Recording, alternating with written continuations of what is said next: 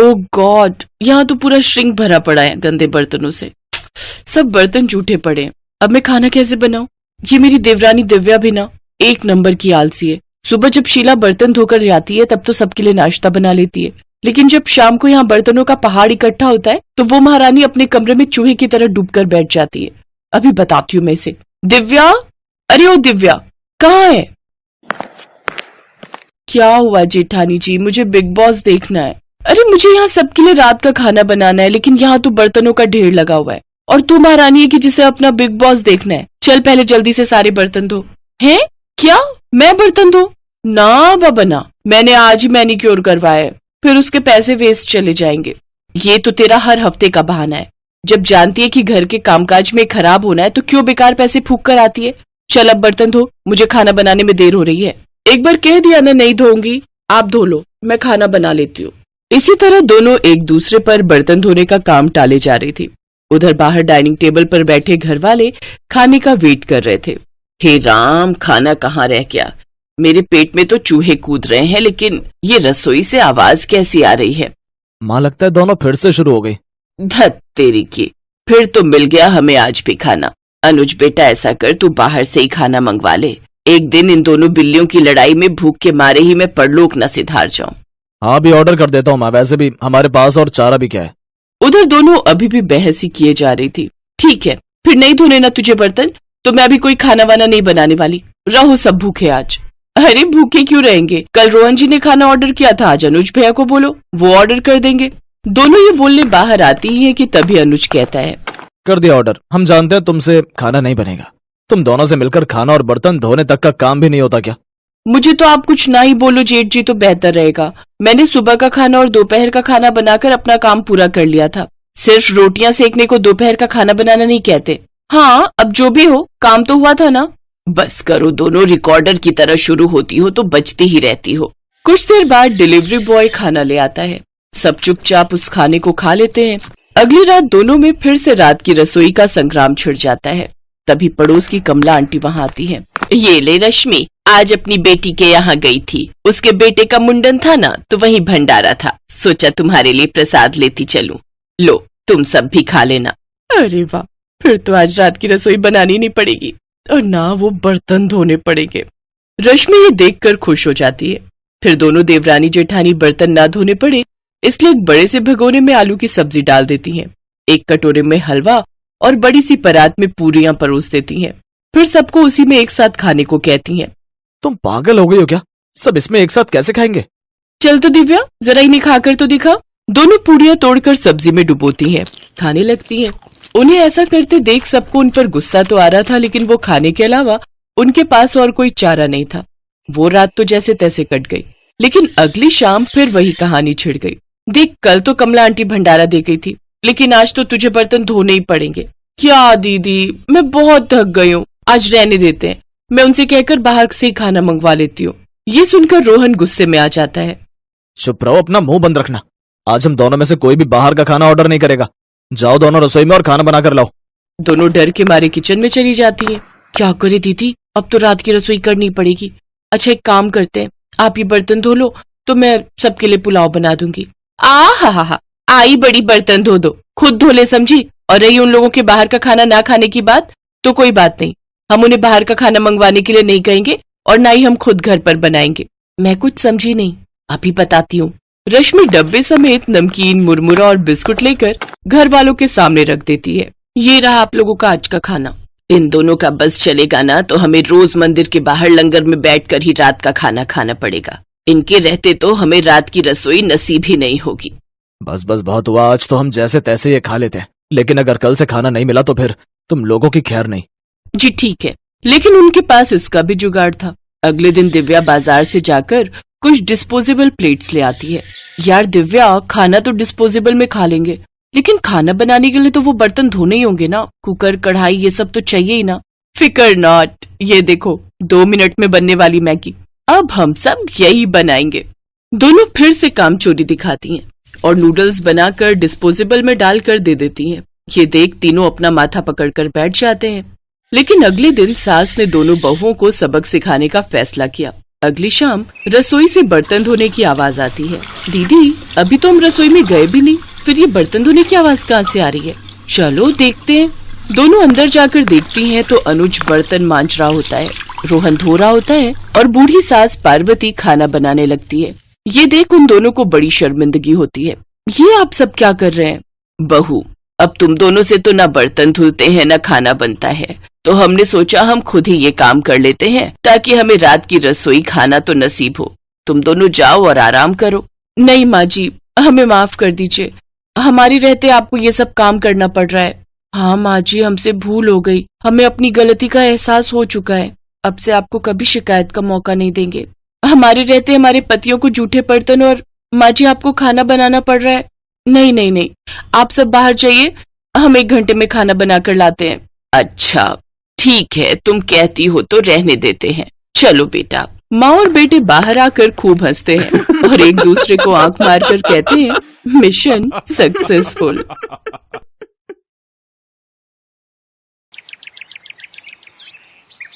एक रोज शाम के वक्त हिना अपनी माँ के साथ बैठी हुई होती है। तभी वो अपने फोन में अपनी माँ को एक लड़की की फोटो दिखाते हुए कहती है, माँ ये देखो, ये लड़की कितनी मॉडर्न एंड टॉल है, ये मेरे भैया के साथ एकदम फिट बैठेगी। तभी उस घर की बड़ी बहू मानसी वहां आती है। चलिए माँ जी, हिना दीदी खाना लग गया है। बहू यहाँ तो आ, ये देख हम तेरे देवर के लिए रिश्ता.com की साइट पे लड़की ढूंढ रहे हैं, जो कि सुंदर होने के साथ साथ अमीर भी है। अब तेरे गरीब मायके वालों ने दहेज के नाम पर 1-2 चीज पकड़ा दी बस, इसलिए अब मैं अपनी छोटी बहू अमीर खानदान की लाऊंगी, जो कि भर भर कर दहेज लाए। हाँ, वो अपनी बड़ी बहू को ताने दे ही रही थी कि तभी उसका छोटा बेटा हितांश एक मॉडर्न लड़की के साथ घर आता है। उन दोनों के गले में वरमाला डली हुई थी। हितांश बेटा, ये लड़की कौन है? माँ, ये जूली है और हम दोनों ने शादी कर ली है। क्या तुम दोनों ने शादी कर ली? मैं नहीं मानती इस शादी को। हाँ तो किसे फर्क पड़ता है आपके मानने या ना मानने से? वैसे भी वो कहावत तो आपने सुनी ही होगी कि जब मियाँ बीवी राजी तो क्या करेगा काजी। मैं जानती हूँ, जरूर इस डायन ने ही तुझे भड़काया होगा। मैं इस डायन को हरगिज अपनी बहू नहीं मानूंगी। भले ही आप ना मानो, लेकिन लीगली तौर पर मैं ही तो हूँ आपकी बहू। इसलिए अब जल्दी से जाइए और आरती की थाली लाकर मेरा गृह प्रवेश कीजिए। सास बेमन से अपनी नई बहू का स्वागत करती है। जूली हितांश के साथ अपने कमरे में चली जाती है। हे राम, माँ अपनी इस नई छैल छबीली के तेवर देखे, इसके तो रंग ढंग ही अलग है, बड़ा ही घमंड है इसमें। तू चिंता मत कर बेटी, कल इसका ससुराल में पहला दिन है, तुम देखना अगर मैंने भी इसका घमंड चूर चूर नहीं किया तो। अगले दिन सुबह हितांश के पिता यानी जूली के ससुर अपनी पत्नी से कहते हैं, विमला देखो तो, सुबह के 10 बजने को हैं और ये नई बहू अभी तक अपने कमरे में सोई पड़ी है, और आज इसका रसोई में पहला दिन है और ये अभी तक अपने कमरे में है। तुम रुको जी, अभी मैं इसकी खबर लेती हूँ। नई बहू, अरे ओ नई बहू। कुछ देर बाद जूली वहां आती है। क्या बात है मम्मी जी, क्यों सुबह सुबह इस घर को मच्छी बाजार बनाकर रखा है? छोटी बहू, ये क्या तरीका है अपनी सास से बात करने का? हितांश, हितांश जरा बाहर आना तो। अब क्या हुआ जूली डार्लिंग? तुम चुपचाप से अपने बाप को समझा लो कि वो मुझसे तमीज में रहकर बात किया करे। पिताजी, आपने सुना जूली ने क्या कहा? नालायक, इस दिन के लिए पैदा किया है क्या तुझे कि तू अपनी बीवी का जोरू का गुलाम बन जाए? बस आपसे ही सीखा है पिताजी। जूली की सास खाने की लिस्ट नई बहू के हाथ में देती है और कहती है, ये ले, ये तेरी पहली रसोई की लिस्ट है, आज तुझे ये सब खाना हम सबके लिए बनाना है। और हाँ, उसके बाद किचन की साफ सफाई भी कर देना। सासू माँ, ना तो मैं खाना बनाऊंगी और ना ही सफाई करूंगी। बहू आई है घर में, कोई काम वाली बाई नहीं जो उसे आते ही काम बता दिए। भले ही ससुराल में मेरा पहला दिन हो, लेकिन इस पहले दिन से अब आप लोगों की जिंदगी बदलने वाली है। तो मेरी प्यारी ननद जी, पहले तो आप इस घर की साफ सफाई करोगी और सासू माँ आप बनाएंगी खाना, और वो भी मेरी पसंद का। मैं ये सब नहीं करूंगी, समझी? देवरानी जी, ये सब क्या कह रही हैं आप? हम इस घर की बहू हैं और ससुराल वालों का ख्याल रखना हमारा फर्ज है। जेठानी जी, इन जैसे फर्जी लोगों के लिए काहे का फर्ज? इनके साथ तो यही होना चाहिए। बड़ी जुबान चलती है तेरी, मैं तो तुझे छत से धक्का ही दे दूंगी, फिर तू भूतनी बनकर भटकती रहना। और ये हो गई आपकी कही बातों की सारी रिकॉर्डिंग। अब अगर सासू माँ आप लोगों ने मेरी बात नहीं मानी ना, तो मैं पुलिस स्टेशन जाकर आप लोगों के खिलाफ दहेज उत्पीड़न के साथ ही जान से मारने की धमकी के जुर्म में सबको जेल में बंद करवा दूंगी। इसलिए जो मैं कहती हूँ वैसा ही करो चुपचाप से। नहीं नहीं बहू, ऐसा कुछ मत करना, तुम जो कहोगी हम वो करेंगे। इसके बाद जूली उन सबको काम पर लगा देती है। ननद जी जरा जल्दी हाथ चलाइए, नहीं तो। नहीं नहीं मेरी प्यारी भाभी, भाभी मैं करती हूँ ना, आप आराम से बैठो सोफे पर, और किसी चीज की जरूरत हो तो कहना। सासू माँ खाना बना या नहीं? अब हमें कल तक का वेट करना होगा क्या? बस बहू रानी तैयार है। थक हार कर ननद सफाई करके वहीं फर्श पर ही लेट जाती है, जिसे देख जूली कहती है, अब यहां क्यों रायते की तरह फैल गई? जाओ उठो और मेरे कपड़े पड़े हैं, उन्हें धोकर आओ। तुम रहने तो ही ना देवरानी जी, कपड़े मैं धो देती हूँ। नहीं कोई जरूरत नहीं, मैंने कहा ना आज आपका छुट्टी का दिन है, आप कुछ नहीं करेंगी। उधर सास पसीने से तरबतर होकर रसोई से बाहर आती है और सबके लिए खाना लगाती है। उफ, ये कोई खाना है? इसकी तो शक्ल देखकर ही खाने का मन नहीं कर रहा। ले जाओ ये खाना, मुझे नहीं खाना, मैं अभी अपने लिए कुछ बाहर से ऑर्डर कर रही हूँ। लेकिन बहू मैंने इतनी मेहनत से बनाया है, पूरे 2 घंटे लगे हैं मुझे रसोई में खड़े हुए, तो मैं क्या करूं?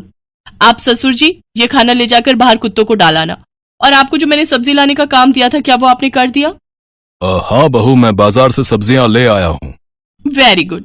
अच्छा लिसन, शाम को मैंने घर पर पाजामा पार्टी ऑर्गेनाइज की है, तो अब आप तीनों जाओ और जल्दी से जाकर शाम के खाने की तैयारी करो। इसके बाद वो तीनों किचन में जाते हैं। हिना रोते हुए अपनी माँ से कहती है, माँ ये नई भाभी हमारे साथ ऐसा क्यों कर रही है? बड़ी भाभी ने तो कभी हमारे साथ ऐसा नहीं किया।